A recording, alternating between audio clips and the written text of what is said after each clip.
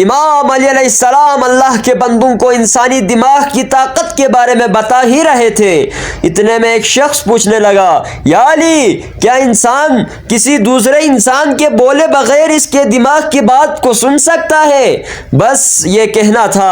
امام علی علیہ السلام نے فرمایا، ہاں، یاد رکھنا، انسان کے پاس صرف یہ 5 حواس نہیں جس سے وہ دیکھتا، سنتا، چکھتا، سونگھتا یا چھوتا ہے، بلکہ اللہ نے ان حواس سے مبرہ بھی ایک حواس کو خلق کیا۔ وہ کہنے لگے، یا علی، وہ حواس کون سا ہے اور کیسے ہو سکتا ہے کہ دوسرے انسان کی بات بغیر کہے دوسرا انسان سن لے؟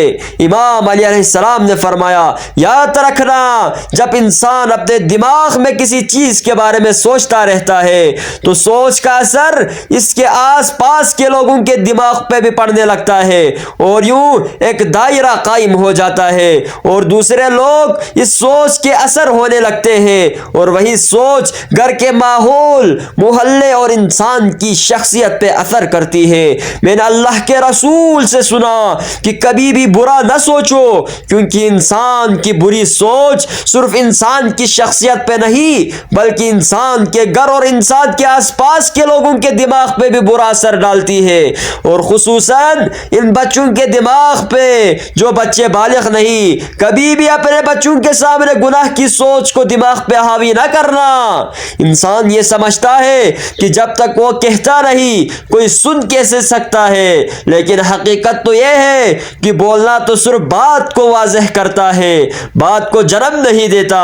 اللہ انسان کے دماغ میں ایسی طاقت عطا کی جو کسی کے بھی دماغ کے چلتے ہوئے خیالات کو معلوم کر سکتی ہے۔ تو اس نے کہا، یا علی، اس طاقت کو کیسے بڑھایا جائے؟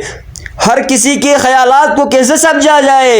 امام علی علیہ السلام نے فرمایا، یہ طاقت تقوی اور پرہیزگاری سے بڑھتی ہے۔ یاد رکھنا، اپنے نفس کو پاک رکھو، جتنا ہو سکے حاضر دماغ رہا کرو، لوگوں کے احساسات اور جذبات پہ غور و فکر کرو اور اللہ کے مخلوق کے درد کو اپنا درد سمجھو، اور جب بھی کسی انسان کو دیکھو تو یا علیمو یا کلیمو پڑھ کر پھر دیکھو۔ جب یہ اوصاف تمہارے وجود میں پائے جائیں گے تو تمہارے دماغ کی طاقت جس سے تم دوسروں کے دماغ کے خیالات جان سکتے ہو تم میں بڑھتی چلی جائے گی، اور یوں تم بغیر سنی لوگوں کی باتوں کو معلوم کر سکو گے۔